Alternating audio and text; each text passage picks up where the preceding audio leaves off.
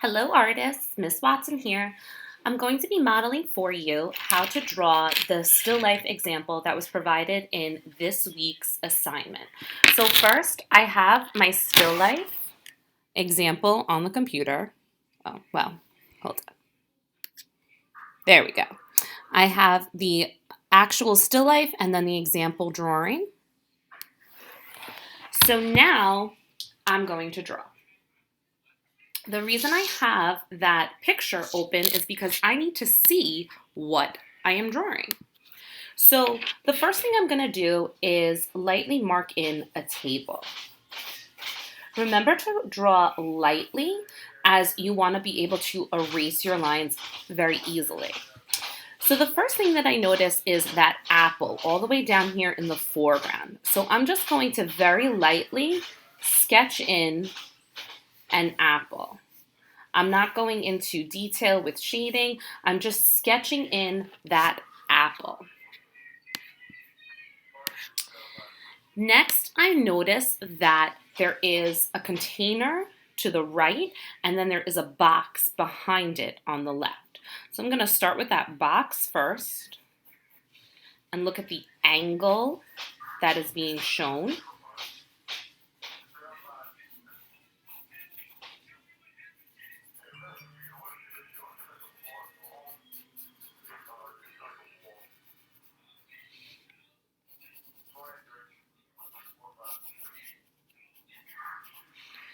And then that kind of container. Now I notice that it's slightly raised above the apple. So that's where I'm going to start the container. And it's also slightly behind the apple.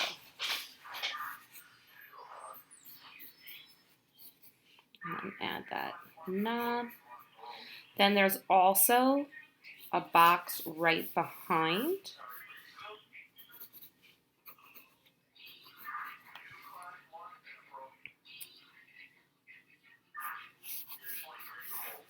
And then there's that mug on the top. And notice again that that mug is sitting on top of that box and the hand.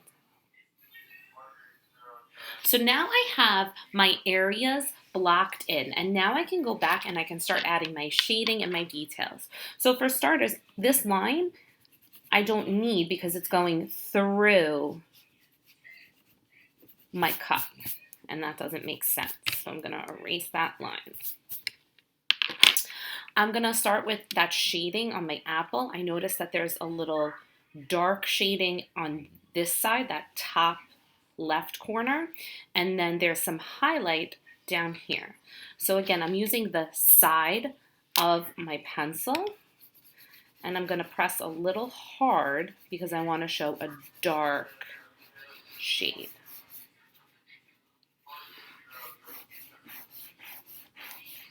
And as I get towards this bottom corner, I'm going to press lighter with the pencil. I'm going to add that stem.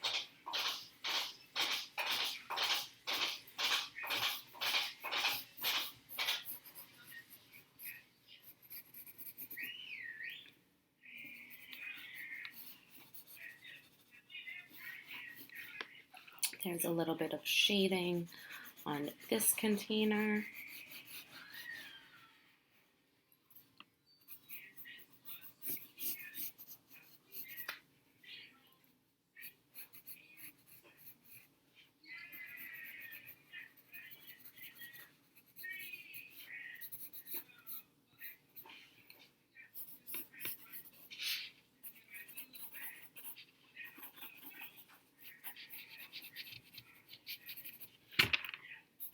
Remember, we talked about cast shadows, so that shadow that's on the table for the object. Now over here, I'm going to use that hatching technique we talked about with the lines to create shading for that side. And I'm going to add a little bit of cross hatching, that crisscross technique for the top here.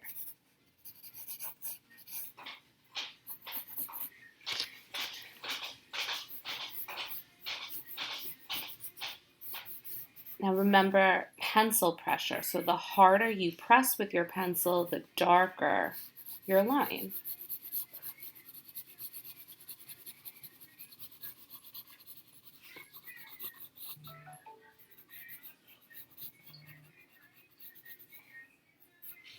And I'm going to continue to draw, adding my shading and creating those forms.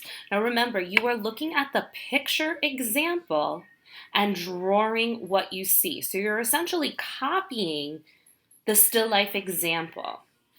Again, make sure that you focus on your shading and showing that range in value from your darks to your lights.